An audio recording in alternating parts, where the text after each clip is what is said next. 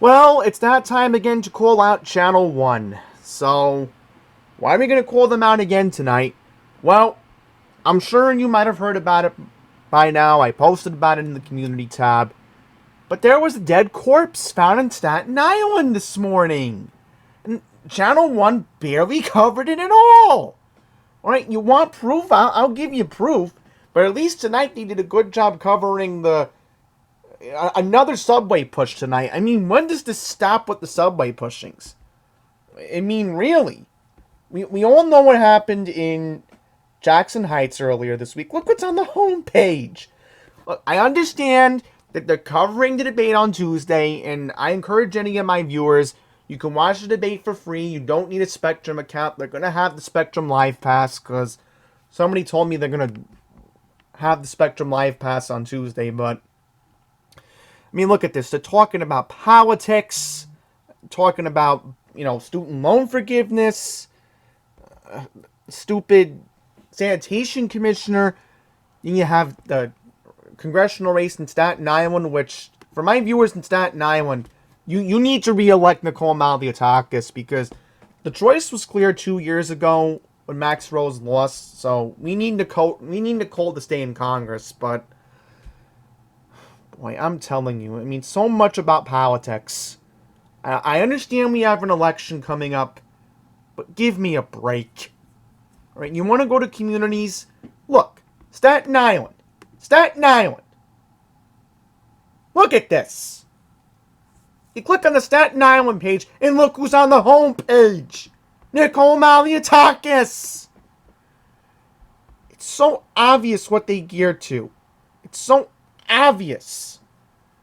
Right, you want proof that they barely covered it at all? They barely even covered it. They barely even covered it. Let's play it from here. I want you to watch the blatancy of this TV station. So let's watch this. All right, let me get the desktop audio on. Bushwick tonight. To other news we're following this hour on Staten Island, a tight-knit community in shock after a body is found inside a large bin this morning. Cops say the victim was a woman in her 30s, wrapped in a blanket and left in the driveway of a home in Port Richmond. And yes, they did interview people, but they didn't even give a specific on where in Port Richmond that this happened. Right? So you know what we're going to do? We're going to read from the Staten Island Advance because all the patience I have for tonight, I don't even want to talk about the news in Queens tonight. That's how disgusted I am with Channel 1. Alright? Maybe I'll think about it, but I don't know because I'm just so infuriated with this TV station. So here we go. Here's the exact address. So again, this is why, you folks in Staten Island, this is why you have to read the Advance because they tell you what's going on in your borough. Right? This is why I have to read the Queens Courier. I haven't done a video on them in a while because, I got so sick and tired of them talking about them. But now we have to call them out for the blatancy that Spectrum is. So here we go. So the body was found at 5:48 this morning. Let me make sure you can read it. Okay, you can read it. Let me just zoom into it.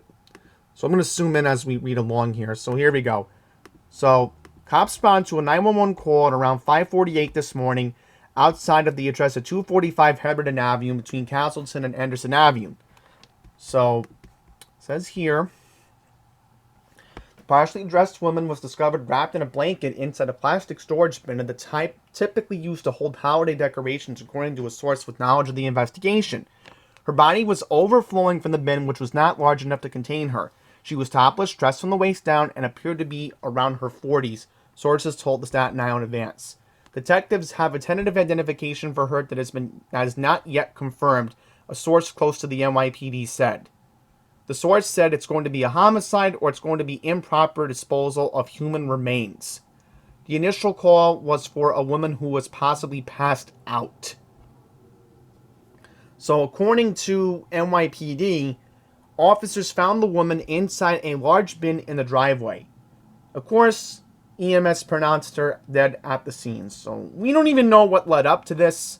I'm sure an autopsy is being performed, but, I mean, This should be the top story on Channel 1's page.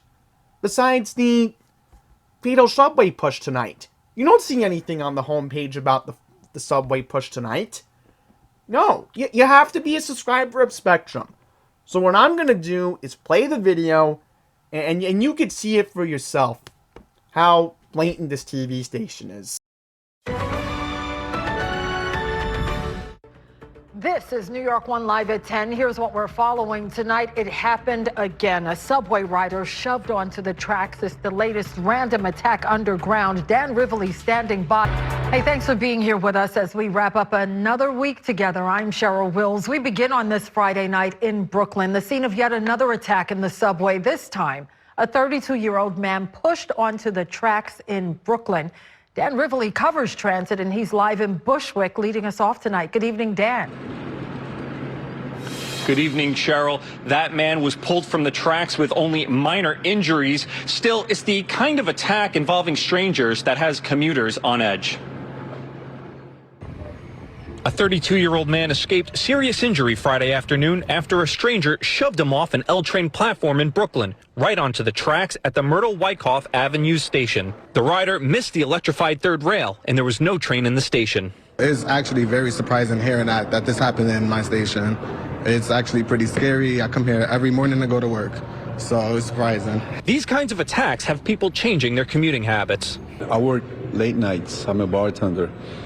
And I used to get on the subway at the end of the platform and feel safe. But now I get in the middle just in case because one of the conductors is there. After the shoving, NYPD officers patrolled the platform, stepping into subway cars before letting trains roll out of the station. An NYPD spokesperson could not say whether police were in the station at the time. The shoving, yet another attack on a rider. Thursday morning, a man struck a fellow rider in the head with the sheath of a samurai sword he was carrying. And on Wednesday night, a man stabbed in the leg, his girlfriend pepper spraying the attacker, sending him running into the 72nd Street station on the Upper West Side. There have been 9 murders in the subway system this year, the most killings in the subway in at least 25 years. Mayor Adams says mental health problems are behind some of the random attacks and fights between strangers that spiral out of control.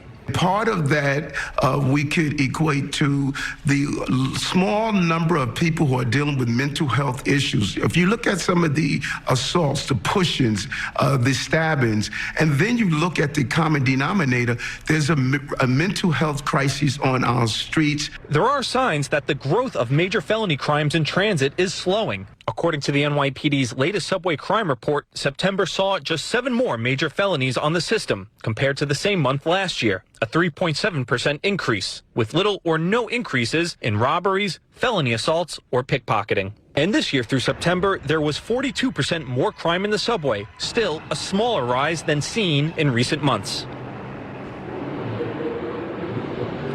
And Cheryl, with more police patrolling the subway system, there is an increase in enforcement. According to that NYPD report, there were 27 more arrests this past September compared to the same month last year. And when it comes to fare beating, again, more summonses and arrests for that. So again, they did a good job covering it on the air. And Dan Rivoli did a 2-minute report tonight, as you saw there. But are you going to find anything about it on the homepage? No. So let's refresh this. No. You're not. You're not going to see anything about it. So what we're going to do right now is we're going to go do a Google search. So let's see. Subway push. So let's see what happens when you go on Google News. Let's see. Let's see. Okay, I don't see anything about it at the moment. Let's take a look at Bushwick, Brooklyn. That's where it happened. Yeah, here we go. See? Channel 7 has an article. Channel 4 has an article. I think 4 and 7 are the only ones that have an article about it. But you're not going to see anything on the Brooklyn paper. So let's take a look at the Brooklyn paper. Let's see. Brooklyn paper. Let's see if we can find something on the paper. Okay, and it looks like... yeah, nothing on the Brooklyn paper about it.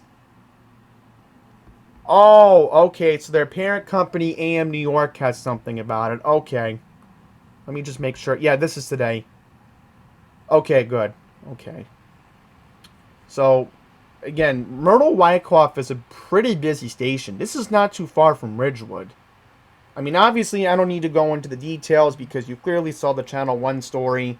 So, let's see. Am I going to talk about Queens? We might as well. Let's see what the Queens Courier has, and then we'll wrap up this video for tonight. Because literally, I am so frustrated with Channel 1. You know, they're supposed to be our 24/7 news source in New York City. Alright? Okay, let's see what we got. Oh! This gets good! They didn't even talk about the fire in Sunnyside. See what I mean? We have a lot of robberies going on in Queens. You know, Channel 1 could just literally say, bleep you, we're not going to talk about this. Okay, so I do want to read about the robbery on the 7th, since that's my obligation as a member of Passengers United. I feel like I'm obligated to read this. So here we go. This happened in Sunnyside. So we're going to read the two stories in Sunnyside that Channel 1 just doesn't want to cover. And then to wrap up this video, we're going to talk about 2 fatal pedestrian strikes. And I literally saw this article yesterday, and I'm like, are you kidding me? How could no other media source besides the Courier cover it? Just because we don't care. So here we go. So it says that a woman was robbed in broad daylight while she was riding the 7 train back on Monday the 17th. So a 55-year-old victim, according to the 108th Precinct, was robbed of 2 gold chains from her neck as the train pulled into the 46th Street subway station. Oh, okay, now I remember. 1010 Wins briefly brought this up on the air a couple days ago. Suspect fled the station on the Bliss Street, and the woman was not injured. Oh, I know where this is. This is not too far from where the TLC building is. Yep. So, we do have a suspect description. Let's read what Crime Stoppers said. So, it says, a bald man was trying to hail a taxi on Queens Boulevard. He was wearing a gray long-sleeve shirt, blue jeans, and white sneakers, and was carrying a black bag. So it says here, the suspect was wearing a red t-shirt and dark-colored sweatpants. So let's briefly watch the video. And this is what I mean, folks. If you want the crime to continue, vote for Kathy Hochul. That's what basically is going on here. Alright? Okay, so let's read about the fire that happened in Sunnyside. So let's just quickly take a look at Channel 1's Queens section, because you would think a major fire in Queens would get covered. No. Okay, well, at least they have an article about the officers that were involved in a fatal incident. Well, it wasn't fatal, but it was involved in injury. Here we go. So Channel 7 did cover this. So I'll read it from here. 4 officers were injured and 1 man is in custody after authorities say a man driving a stolen car slammed into 2 unmarked patrol vehicles in Queens. This incident occurred at approximately 9:30 on Thursday, October 20th, near Merrick Boulevard and Baisley Boulevard. Officers from the Queens Larceny Unit were conducting an operation when a black BMW backed up into an NYPD patrol car with 1 officer inside. The BMW then sped forward, colliding with another vehicle with 3 officers inside. Both the vehicles involved were unmarked. All 4 officers suffered minor injuries and were taken to North Shore University Hospital. So wait a minute. This was Jamaica. Let me see. Oh, okay. So I'm thinking, right. There's no other hospital nearby that has a trauma center like Manhasset. Makes sense. Driver of the BMW, a 20-year-old man, was later identified as Nicholas DeForeign, was charged with grand larceny, criminal possession of stolen property, unauthorized use of a vehicle, driving without a license, petty larceny, 4 counts of assault on a police officer, and 4 counts of reckless endangerment. Police stated the black BMW involved in the accident was a reported stolen vehicle. A second person, a 19-year-old woman, was also inside the vehicle at the time of the incident. Police did confirm that she was taken into custody, but however was later released. So, Yep, Channel 1 barely covered this too. At least just something on the website about it. But again, the fire in Sunnyside. Is there anything about it on here? No, nothing at all. Nothing at all. So we have to go back to the Queen's Courier to talk about the fire in Sunnyside. So I want to thank Lamb Rules on Instagram for notifying me. He's one of my followers on my Instagram page. But you can follow me at Andy's Randomness. So if you want to follow me on there, you know what to do. But anyhow, let's get into this. So there was a fire at a bike shop in Sunnyside. So this happened at 39-31 47th Avenue just at 6:30 p.m. on Thursday, October 20th, inside the Flying Wing bike shop. So this happened right after business was done for the day. The fire spread quickly to the second floor of the building and damaged an apartment on the third floor. Firefighters battled for nearly 2 hours to bring the fire under control just before 8:30. One firefighter suffered minor injuries, and no civilians, thankfully, were injured during this incident. So, 60 bikes were destroyed, both electric and gas-powered. Oh boy, look at that. You really got to be careful with those e-bikes. You know, a lot of the food delivery workers in Manhattan have been using them lately. I've been noticing them each time I've been in Midtown this year. Okay, so let's get into this last one, and then we're going to wrap up the video for tonight. So here we go. 2 pedestrians killed in several fatal collisions. Again, no other media source other than the Queen's Courier covered this one. So here we go. First incident. This happened on Wednesday, the 19th. A man was struck and killed on the Grand Central Parkway in Astoria on Wednesday evening after he tried to cross the highway instead of using a pedestrian walkway over the traffic. Oh boy, you're not supposed to do that. Look at this. So, this happened on the eastbound Grand Central Parkway near 73rd Street near St. Mike's Cemetery. A 44-year-old man was unconscious and unresponsive, lying in the roadway with trauma to his body. The victim was taken to Elmhurst Hospital where he was pronounced dead. So we do not know the identity of the victim due to pending family notification.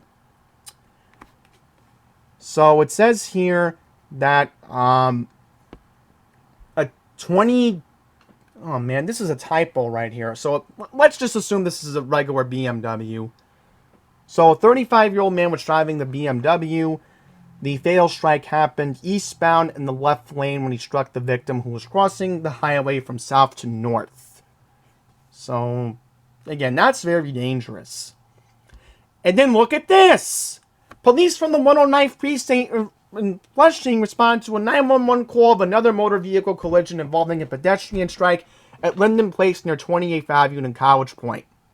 Upon their arrival, officers discovered a 58-year-old man lying on the roadway near College Point Hills for severe trauma to the body. EMS responded to the scene and transported the victim to Booth Memorial Medical, where he was pronounced dead. The victim was later identified as Jose Chahada of 8th Avenue and College Point. So a 2006 Dodge Caravan was traveling northbound on Linden Place and pulled over to the right side of the road north of 28th Avenue due to the vehicle making a strange noise. The 58-year-old driver got out of the vehicle and walked to the rear to check damage. A 2020 GMC Terrain SUV operated by a 20-year-old man was heading northbound on Linden Place in the left lane. The driver then changed lanes to pass a truck, struck the victim, and collided with the rear of the Caravan. The driver of the GMC, a 20-year-old named Arturo Jimenez of 129th Street, remained on the scene and was subsequently taken into custody and charged with aggravated unlicensed operation. So, there you go. I mean, the news you're not going to hear about on Channel 1. And by the way, when I was at my doctor's appointment in Great Neck yesterday, I found out from a parent of a patient at my doctor's office yesterday, there was an accident a couple of weeks ago that happened right here at Francis Lewis and 35th. She was mentioning that it happened right by IS-25. So, long story short, an elderly lady who was believed to have dementia was going 70 miles an hour on Francis Lewis, according to the 111 precinct. The elderly lady struck a Volvo. Thankfully, none of the passengers were ejected from the vehicle, but an initial investigation by the Highway District Collision Squad determined that at the time of the impact, the elderly lady who was driving the car, who struck into the Volvo, was collided at the speed of 50 miles per hour. So, mind you, speed limit on this road's 30. And of course, again, you're not going to hear about it on New York 1. And just like that, funny thing as we wrap up this video, this was mentioned on the tease of the 10 p.m. newscast tonight. Look at this. Migrant Journey. I feel bad for these people because, look, they're a pawn of Biden, and, they're also a pawn of the governor of Texas. So, they're politicizing human beings, which is very disgraceful. So, yeah, I'm done talking about these people tonight. Channel 1, you should be ashamed of yourselves. You're not a TV station that covers the news. I'm thinking at this point, they need to be just like Channel 12 in Long Island. And if they're going to keep their antics up, maybe they should have their FCC license revoked. So let's hope they do the right thing and they give the free pass for non-Spectrum customers to watch the debate on Tuesday, which, again, if you're in New York, please watch the debate on Tuesday, because you need to see how evil and demented Kathy Hochul is letting the crime getting out of hand. She doesn't care about people with dementia. She doesn't care about mentally ill people. She's just using people as a pawn. So that's it.